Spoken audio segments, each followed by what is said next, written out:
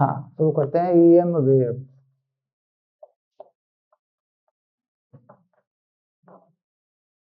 तो पूरा नाम क्या हुआ? Electromagnetic wave. ऐसा नाम क्यों हुआ electromagnetic wave?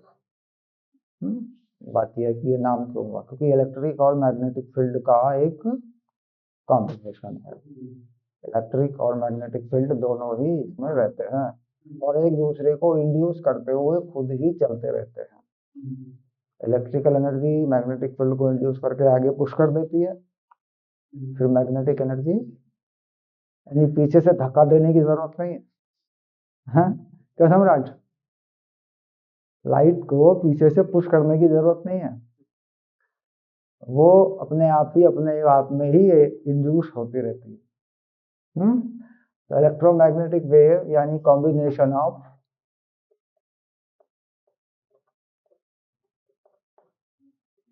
Electric and magnetic field.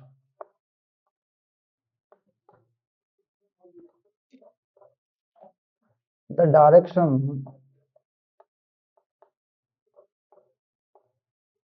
of electric and magnetic field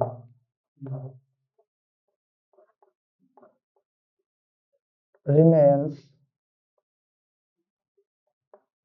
perpendicular to each other.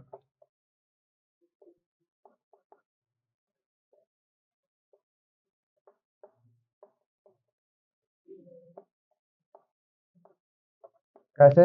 क्या कहा सम्राट? इलेक्ट्रिक और मैग्नेटिक फील्ड की डायरेक्शन एक दूसरे के परपेंडिकुलर रहेगी, यानी अगर इलेक्ट्रिक फील्ड यूं है, यूं आ रहा है तुम्हारी तरफ, तो मैग्नेटिक फील्ड कैसे आएगा? यूं आएगा। क्लियर? अच्छा, अगर इलेक्ट्रिक फील्ड यूं आ रहा है तो मैग्नेटिक फील्ड परपेंडिकुलर आएगा, इसका परपेंडिकुलर, सांप की तरह लहराता हुआ। तभी तो ये वेव है। And the direction of motion of wave is perpendicular to the plane of vibration of electric and magnetic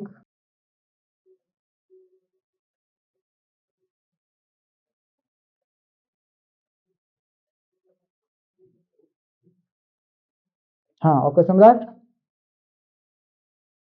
आ गया वीडियो? हाँ, आ गया। वो कुछ है इशू, लाइट सप्लाई का कुछ है फैक्टर या कुछ होगा, खैर नथिंग एल्स।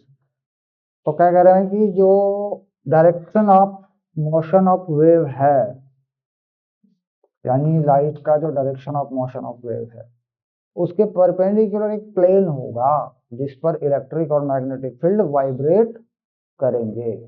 ओके, समझ रहे हैं बात को? तो हम मान लीजिए ये कहते हैं कि this is the direction of motion. इसको क्या मानना बेहतर होगा सम्राट, डायरेक्शन ऑफ मोशन को एक्स मान के चलें? और इसके परपेंडिकुलर किसे माने? वाई को मान लें। और इसके परपेंडिकुलर किसे मान लें? जेड को मान लें। ओके, तो परपेंडिकुलर प्लेन यानी जो direction of motion of wave है, यानी जो लाइट जा रही है, रेडिएशन जा रहा है, ये है direction of motion. Direction of motion of wave, यानी लाइट जा रही है उधर को। अच्छा, तेरी तरफ लाइट कैसे जा रही है कमरे से? इधर को। तेरी तरफ को नहीं जा रही है? अच्छा बता भाई, मुझसे लाइट तेरी तरफ को जाएगी तभी तो तुझे दिखेगी। हाँ अच्छा। अब इसके बाद यहाँ ये कहते हैं कि इन दोनों प्लेन पर इलेक्ट्रिक और मैग्नेटिक फील्ड वाइब्रेट करेंगे। अब मान लीजिए मैं वाई एक्सिस पर इलेक्ट्रिक फील्ड को वाइब्रेट करवा देता हूँ, वाई एक्सिस पर। ऐसे देखिए, ये करवाया मैंने,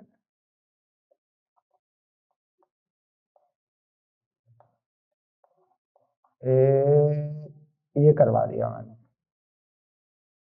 क्या हुआ? इलेक्ट्रिक फील्ड, यानी ये वैल्यू किसकी बनी? मैक्सिमम इलेक्ट्रिक फील्ड की वैल्यू बन गई है।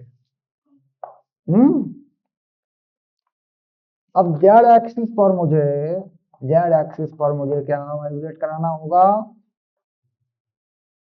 मैग्नेटिक फील्ड वाइब्रेट कराना होगा मुझे। तो जेड एक्सिस पे वाइब्रेट कराने के लिए मैं क्या करूं? ये कुछ इस तरीके से मैं मैग्नेटिक फील्ड को वाइब्रेट करवाऊं।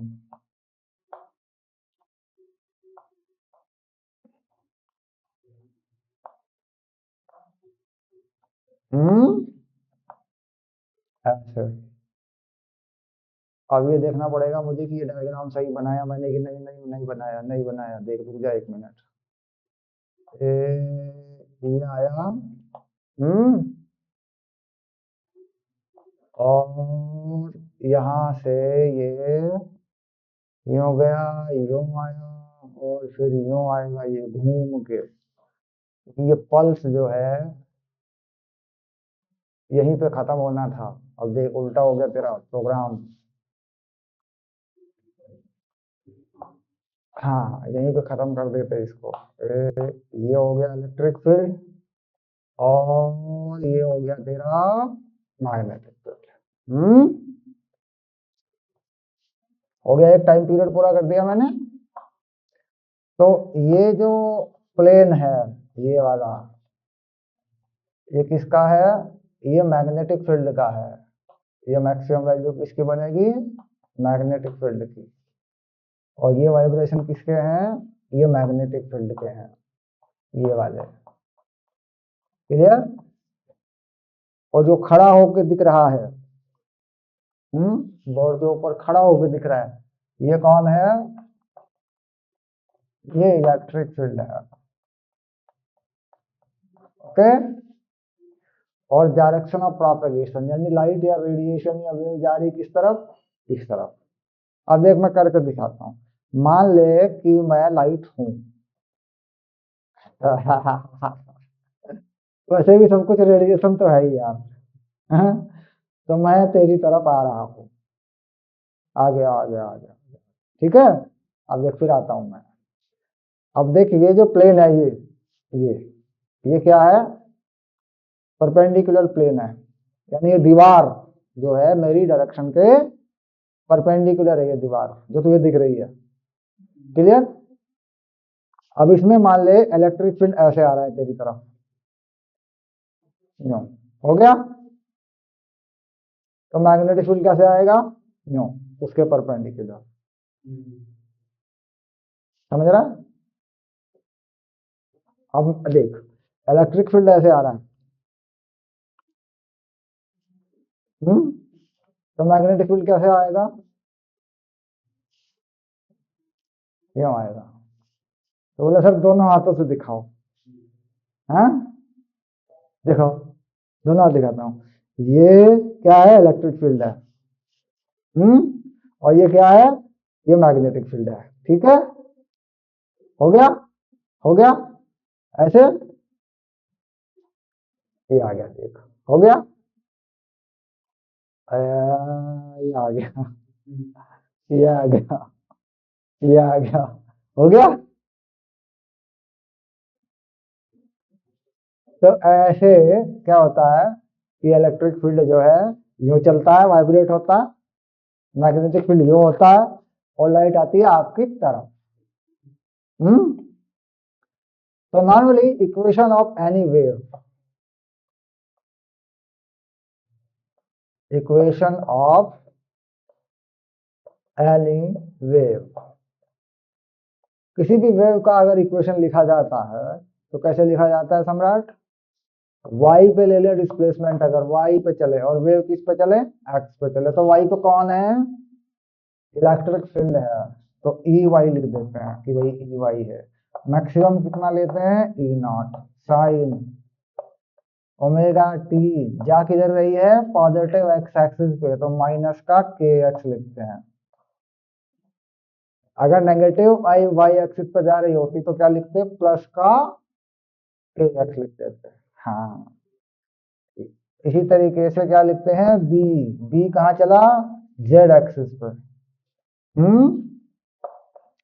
तो B0 इस पे कोई फर्क नहीं पड़ने वाला, क्योंकि फ्रीक्वेंसी या सब कुछ सेम है, आगे आगे जाने का तरीका सेम है। तो तीन चीजें हो गई हैं, देख। एक हो गया क्या? समय, टाइम। एक हो गया एक्स में कहां पर है वेव, यहाँ पर है, यहाँ पर है, यहाँ पर है, यहाँ पर है, ये पोजीशन हो गई। ये क्या हो गई? उसकी एंगुलर फ्रीक्वेंसी हो गई। ये उसकी मैक्सिमम वैल्यू हो गई, मिनिमम। क्लियर? तो मैग्नेटिक और इलेक्ट्रिक फील्ड दोनों के अलग अलग इक्वेशन होते हैं। क्लियर? तो अगर if a wave is travelling, क्या लिखा है एग्जांपल में? If a EM wave is moving along positive z axis and having maximum E0, B0, angular frequency कितनी मानी? Omega. Right the equation of wave. तो जा कहा रही है ये? Z axis. कहां पहुंच रही है सम्राट? जेड एक्सिस पे पहुंच रही है, ईमानदारी की बात है। और इसके इलेक्ट्रिक या मैग्नेटिक फील्ड कहाँ कहाँ जाएंगे? वाइब्रेट होंगे एक्स और वाई पे। तो तीन एक्सिस होते हैं तेरे पास, एक्स वाई जेड। बोला क्या नाम है तुम्हारा? बोला एक्स वाई जेड। बोला एक्स वाई जेड का मतलब कुछ भी मान लो यार, क्या फर्क पड़ता है? नाम में क्या रखा है? नाम में क्या रखा है? कहीं देते कि एक्स वाई जेड कोई होगा। मतलब एक्स वाई जेड कहने का मतलब कि तीनों दिशाओं में कुछ होगा, 3 डायमेंशनल में कुछ होगा। तो अब यानी तेरे पास आ गया ओमेगा टी माइनस के जेड, ये तो पहले आ गया। हाँ, क्योंकि पॉजिटिव जेड पे जा रही है। क्यों मोहित? तो पहली बात हो गई। अब इसके पहले कौन लगा? साइन लगा, क्योंकि साइन के हिसाब से चलती है SHM, सिंपल हार्मोनिक मोशन। अब इससे पहले यहाँ एक्स एक्सिस पे मान लो इलेक्ट्रिक फील्ड को डाल दो। तो वाई एक्सिस पे किसको डाल दो सम्राट? Magnetic field. हो गया काम? अच्छा, अब ये कहता है कि जो इलेक्ट्रोमैग्नेटिक वेव है इसमें टोटल चार्ज 0 रहता है। द टोटल चार्ज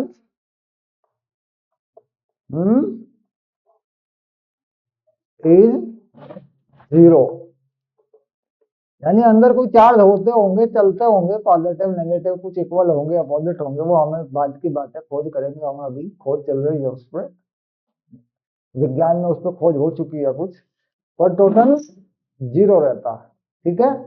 तो उसके लिए क्या कहा था मैंने कि अगर कोई लॉरेंज फोर्स लगे F किसी चार्ज पर, तो चार्ज में क्या होता है? इलेक्ट्रिक फील्ड होता है एक, और एक V क्रॉस V होता है। इसे क्या कहा करते थे? Lawrence force. ये तो याद आया होगा मैग्नेटिक फील्ड से, पुरानी यादों को ताजा किया। क्या ये फोर्स नहीं है?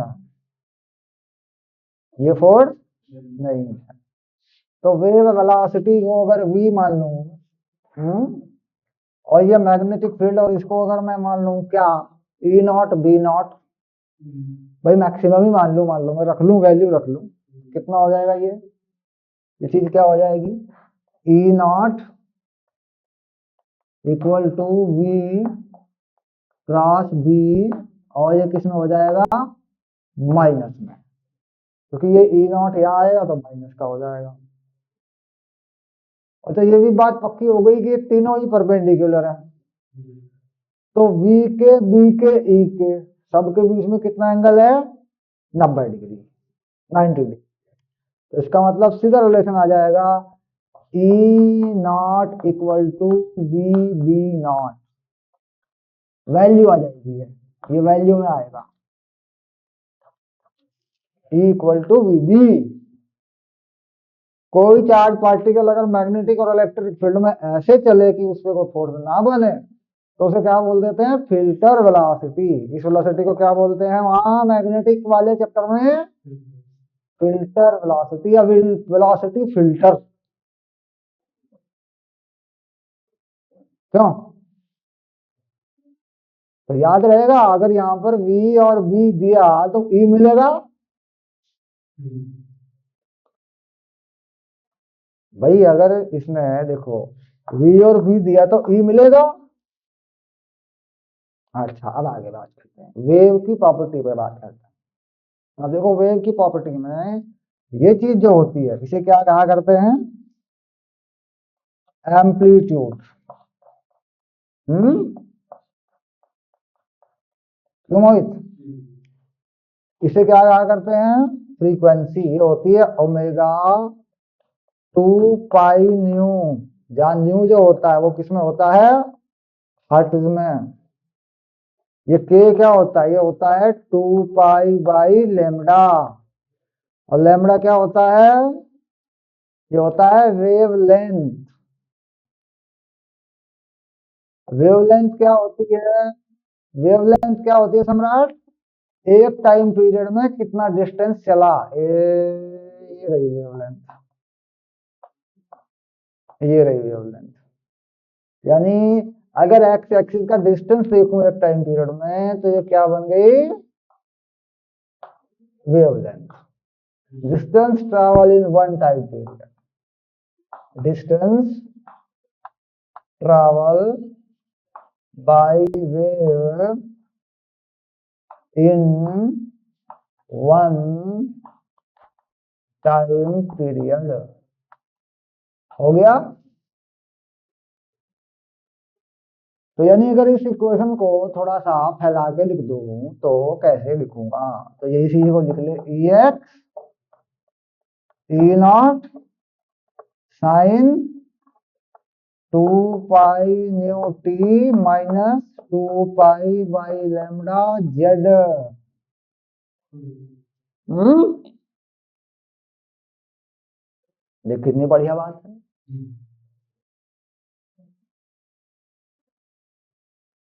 बता, इसमें पूरी ईमानदारी रही कि नहीं? तो ये तो याद भी हो जाता है सर। गुड़ खा के, गुड़ खा के आया? क्यों भाई, गुड़ क्यों नहीं खा के आया जब वहां गया था कोटद्वार? किसने कहा? हाँ? किससे? गुड़ खाने से? अबे, चीनी कौन कर रहा, गुड़ कर रहा हूं मैं।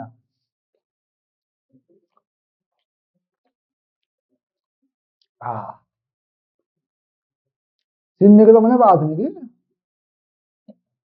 चीनी में तो गुड़ होता ही नहीं। हम्म हाँ,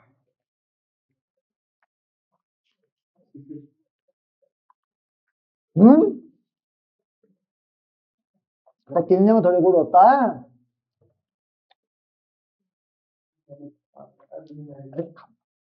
अरे क्या बोलेगा खाली। अब बता क्या करें समझ। मैं खाने की चीज तो खाता नहीं हूँ, पीने की चीज तो पीता नहीं। हम्म।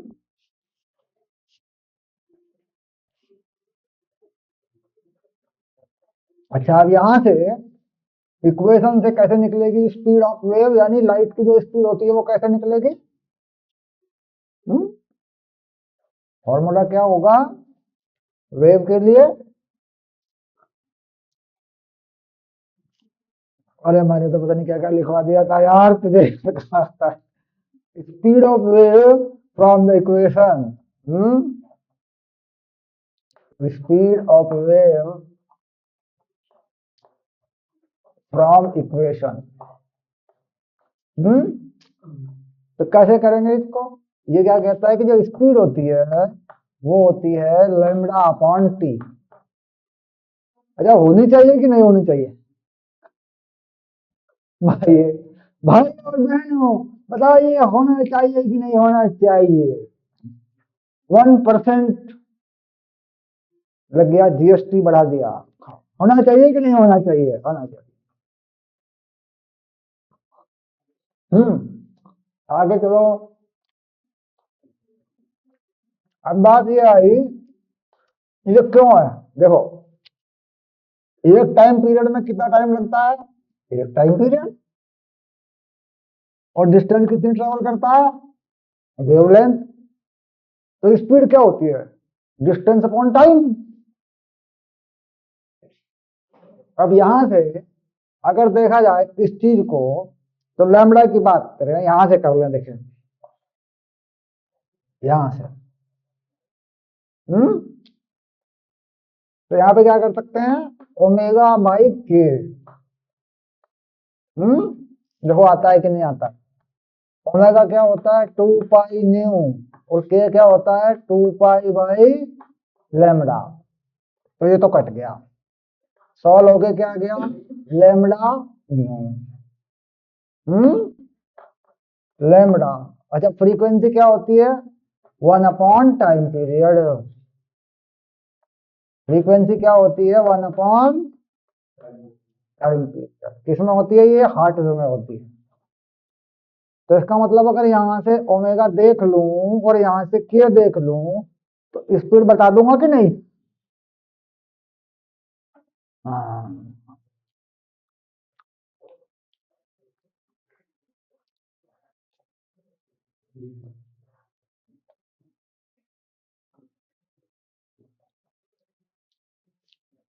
इलेक्ट्रोमैग्नेटिक वेव तो उतनी सी बात है। बहुत छोटा चैप्टर है, बहुत बड़ा चैप्टर है। इसमें एक चीज है डिस्प्लेसमेंट करंट। हम्म। एक तो ये चीज है जिसको समझना है, बड़ी आसान सी बात है। एक होता है इलेक्ट्रिक एंड मैग्नेटिक फील्ड की एनर्जी कितनी होती है और उनमें क्या रिलेशन होता है। लाइट की स्पीड फ्री स्पेस में, लाइट की स्पीड फ्री स्पेस में कैसे निकलती है 1/√μ0 एप्सिलॉन नॉट से निकलती है। ये डेरिवेशन भी होता है। हम्म। ठीक, इसको करा देंगे परसों। हम्म।